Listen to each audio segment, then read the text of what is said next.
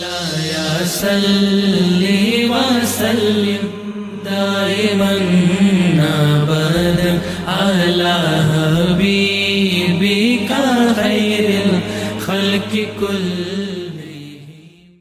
دوستو السلام علیکم ورحمۃ اللہ۔ ڈیرہ غازی خان کے مولانا غلام رسول فیضی صاحب بارک اللہ عنہ نے ملا خانے والی کی ایک عجیب جہالت اور لعنت کا ذکر کیا، اور مجھ سے انہوں نے فرمایا کہ ڈیرہ غازی خان کے لوگ مطالبہ کرتے ہیں کہ خانے والی کے خلاف چشتی صاحب کوئی بیان جاری کریں اس مسئلے کے متعلق۔ وہ عجیب جہالت اور لعنت اور اس کی کمینگی کیا ہے؟ مولانا غلام رسول فیضی صاحب نے بتایا کہ یہاں ڈیرہ غازی خان کے علاقے میں شہر میں کوئی سعید خان تھا، خانے والی کا اس کے پاس آنا جانا رہتا تھا۔ جب وہ فوت ہوا تو خانے والی نے کہا اس کی قبر مسجد کے صحن میں بنائیں۔ کسی نے اعتراض کیا تو اس نے کہا کیا رسول اکرم صلی اللہ علیہ وسلم کی نہیں بنی ہوئی؟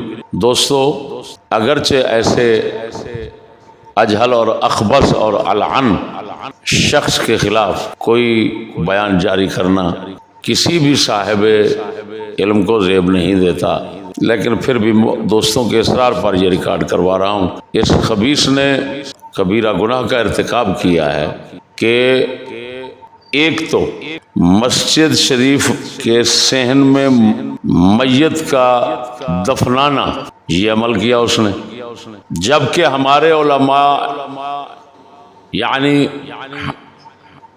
علماء احناف کے نزدیک مسجد میں نماز جنازہ ادا کرنی مکروہ تحریمی ہے۔ اس کی علت جب ہمارے فقہا بیان فرماتے ہیں تو ایک یہ بیان فرماتے ہیں کہ اس میں تلویث مسجد کا خطرہ ہے۔ جب میت مسجد میں رکھی جائے گی تو اس سے نجاست اور پلیدی کے نکلنے کا خدشہ ہے، وہ مسجد میں گرنے کا خدشہ ہے، لہذا مکروہ تحریمی ہے۔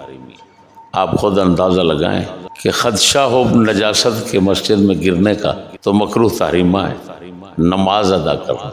تو خود مسجد کے صحن میں میت کو دفنانا، یہ تو یقینی بات ہے کہ اس کی تمام غلاظت، اس کی تمام پلیدی مسجد کی جگہ میں آئے گی، تو مسجد کا پلیدی کے ساتھ ملوث ہونا یقینی ہو گیا، تو خود یہ کبیرہ گناہ کیا اس نے۔